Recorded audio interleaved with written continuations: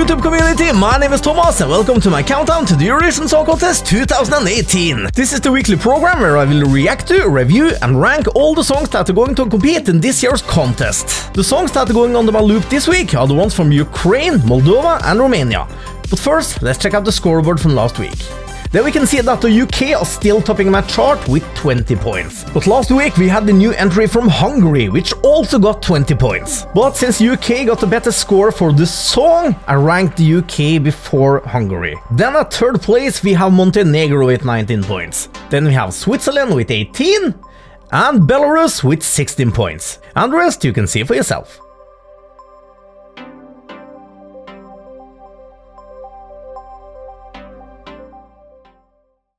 Last week, I asked, what do you think is the best stage performance ever performed in the history of the contest? From getting like 2 to 3 responses to previous weeks, it kinda exploded this week. And that's a good thing, and I thank you for that. Most of the answers was for Russia 2016. And I have to agree, that was a great performance and an even better song. Actually, it was my favorite song that year. But there was one performance the same year that overshadowed Russia and almost every other song that has ever competed in the contest. Some of you might already know that I'm talking about the song The Real Thing by Montenegro, which was suggested by Vicente Soto.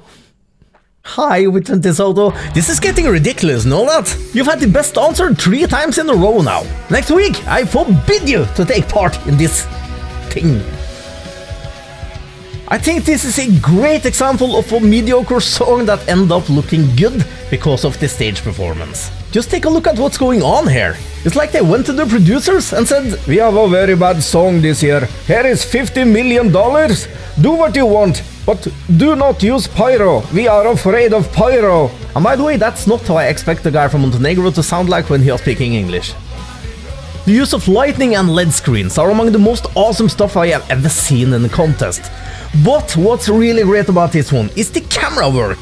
Just look at this. It's like they hired the Avengers to do the camera work. In my eyes, this is the technically best performance ever performed in the history of the contest.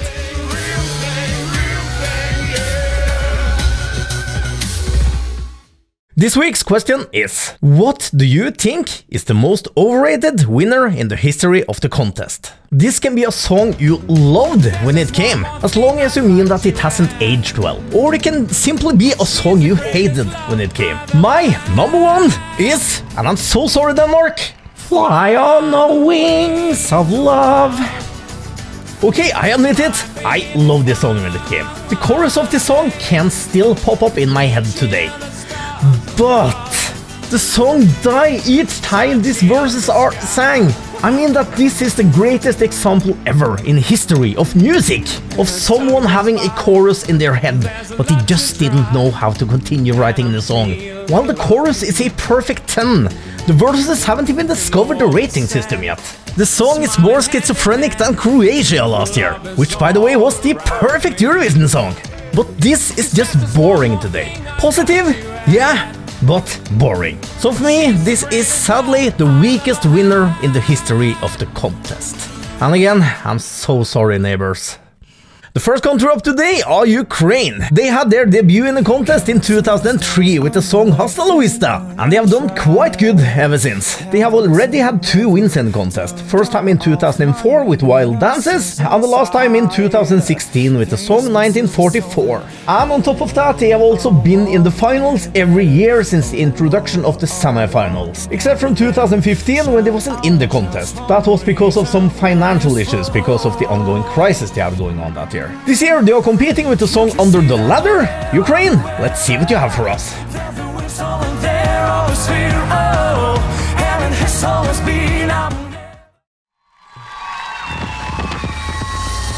Mellowin, that's the artist.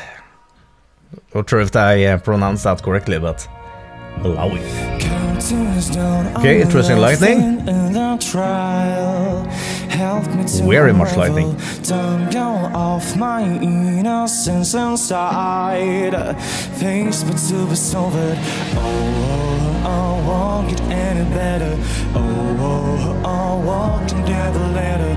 Shout out just one reason what it's for.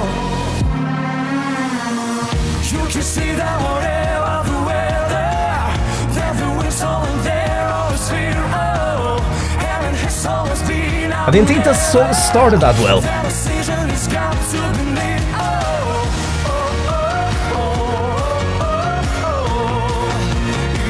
But this is better than the beginning of it.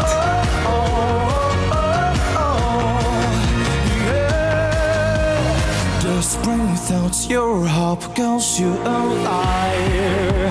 Fears begin to ravel. Nothing about you will sense. I love the lightning. The staging of it is pretty cool.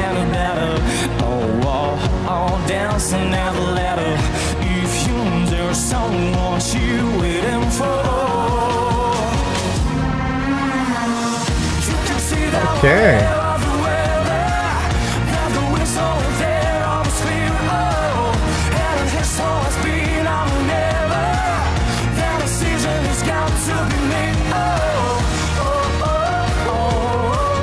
Actually, I'm not sure about this song. It feels kinda mediocre. And also his voice seems mediocre. It's not a bad voice. I don't feel it's especially good.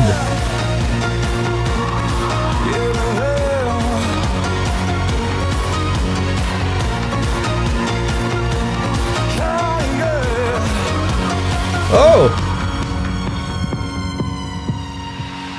You can see that the weather, the whistle and there of a sphere. Oh, and it has always been. I will never. That decision has got to be made.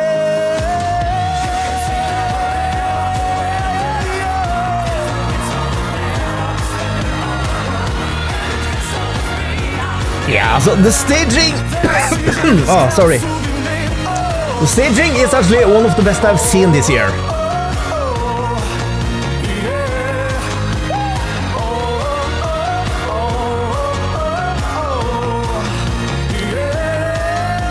Just that they have made an effort to do something with the staging. Even though it's only the national final. National selection, I meant. Yeah, that was interesting. As I said, the staging was way better than the song. I haven't said that, but you understand that what I meant. The song itself started out pretty weak, and his voice didn't add much to it either. But as the song continued, it was kinda okay. Not good, not bad. So it was a okay voice for me. The lyrics of the song also felt a bit bad. Oh, oh, oh, oh, oh, oh, oh. Yeah. It wasn't actually breaking barriers here, but I felt that the song became more interesting as it developed. I actually think the part with the piano was pretty good. Some might find that a bit weird, but I liked it. And it did something for the song. And it also added even more to the staging. I want to give 6 points to the song. It started out weak, but ended pretty good. And therefore I give it an average score. But the staging was very good. The staging is one of the best we have seen this year, so I want to give 11 points for the staging. Which means I give the total of 17 points to Ukraine. Next up we have Moldova. They had their debut in 2005 with the song Banika Badituba. Which ended with a respectful 6th place. I have to mention that was one of my favorites that year. But after that we haven't actually seen them much up there, except from last year when they ended 3rd. However, in 2010 they became quite famous for the song Runaway. Or maybe not the song itself, but there was something in the song that became famous. I'm talking about this guy.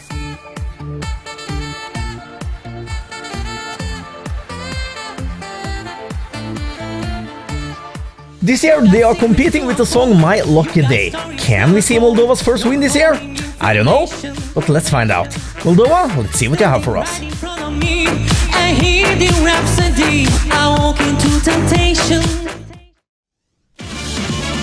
Hey! There's a party going on in Moldova! Why do I feel like saying whoopa? That's a wrong country, I think. You got secrets to unfold. You got stories never told. You're holding information. Standing right in front of me. I hear the rhapsody. I walk into temptation. I thought it was the guy who represented Croatia last year to begin with.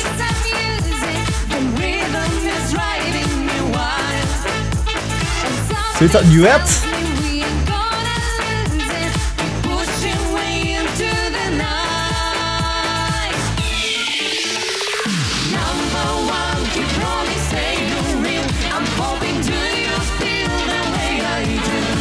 Okay, why do I feel that this is the first real Eurovision entry this year?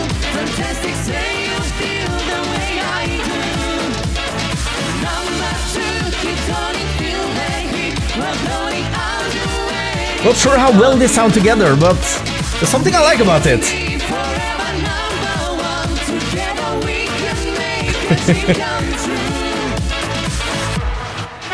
Okay, for these guys.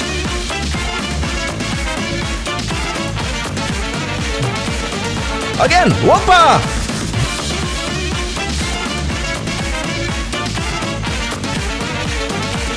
Ah, it's a party! Okay, who is this now?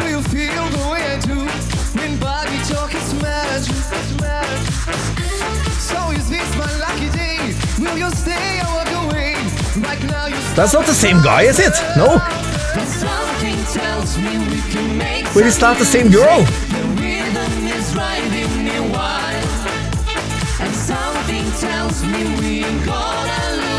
Okay, that's the guy.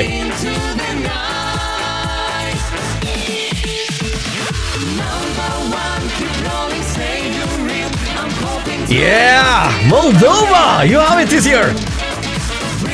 I'm not sure if you do, but okay. So there are 5 guys on stage now. Oh, they left.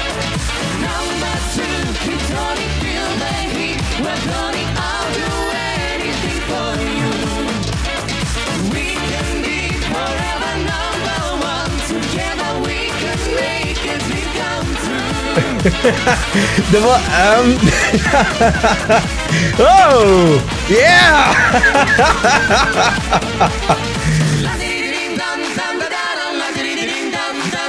Say what now?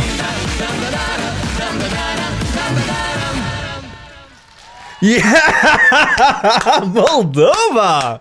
I have to say to begin with that I felt like I had a flashback to the early 90s when I saw that song. I'm not sure how the technology are in Moldova, how far they have come. The most I know of Moldova is that they are the home of the epic sax guy. So this felt really dated. But when that said, I loved this song. I absolutely loved it. This was a 3-minute party all the way through. But again, when that said, I am aware of the fact that the quality of the song wasn't up there. But there was something with it that I loved. For the first time this year, I felt that I got the real Eurovision feeling when I did one of the songs. It was a mess, but I loved this mess. And will we see it in the finals? Probably not, but we all have that song that everyone hates that we love. It's called Our Guilty Pleasure. And this year I believe this will be mine.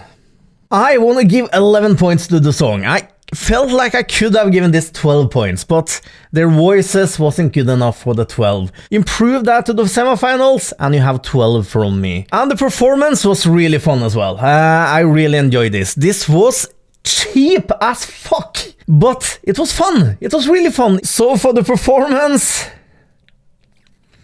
to hell with it. 12 points for the performance. Moldova, you get 23 points from me. Better voice in the semifinals and you have a full score from me. Moldova, 23 points. The first real Eurovision entry this year. Next up, we have Romania. Romania is a country that has always been interesting to me. From their awesome piano arrangements with Paula selling an Ovi, to a guy singing opera as a woman. And last year, they mixed hip-hop with yodeling. It's interesting, you know? It's really interesting. They have 2 times as number 3 as their best, so they still haven't won anything. But I think this is one of those countries that soon deserve to win the Eurovision Song Contest. So can they do it this year? Well, we'll see about that. Romania, let's see what you have for us. And make her mine. Romania. Whoa! What's up with the Michael Myers, guys?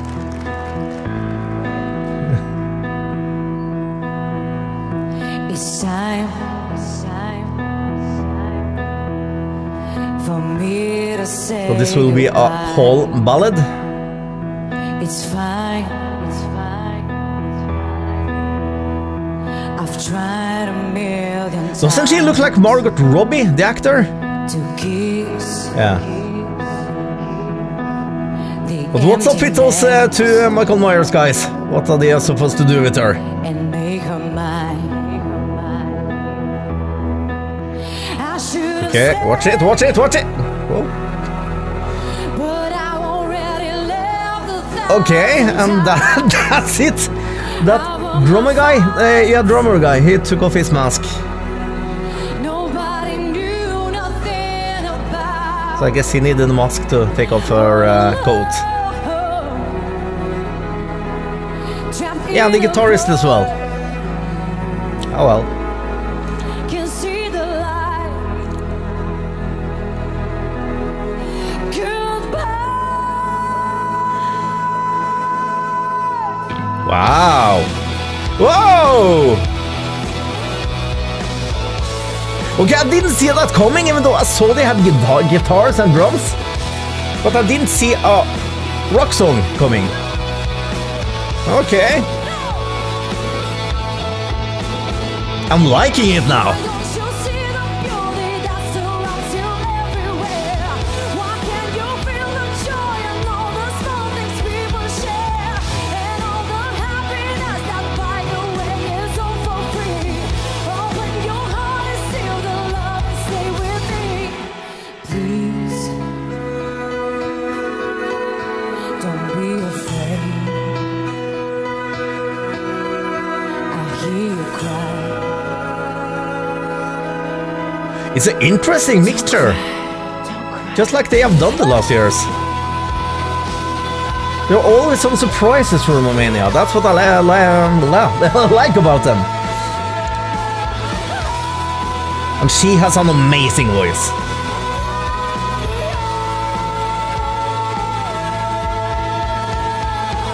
We should all see the beauty of the precious gift we have.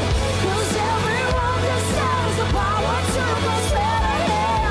Never give up, don't give the floor, just a moment. Ah. No matter what the years will bring you, please don't say goodbye. Oh, wow, it ended too sudden. I didn't like the ending of it, but the rest of the song, I found it extremely interesting. So yeah, I like this one. It started out as a calm ballad going into a rock song, and that was a surprising element for me because I didn't see that coming, even though I did see the guitars and I did see the drummer. And as this went on, it also went into a part with a girl playing the cello, yeah, which was also a interesting change to it. Even though it was split up in parts, it went well with each other, I think. So the song was very interesting to me, as always with Romania. The stage performance, wow, what a voice! She had an extremely good voice, maybe the best female voice I have heard so far. But I didn't see the point with those two guys with those masks in the beginning. They needed a mask to take off her coat. I didn't get that. So that was just weird. But maybe there was something I missed there. Maybe it had a meaning I didn't see. But if you take away that part, I think the stage performance was very good as well. I want to give 9 points for the song. It had elements of surprise, and that I really liked. But give this song an ending. And I also want to give 9 points for the stage performance. I think it was a good performance, but I didn't see the point with those two guys in the beginning there. And that means I give 18 points in total to Romania.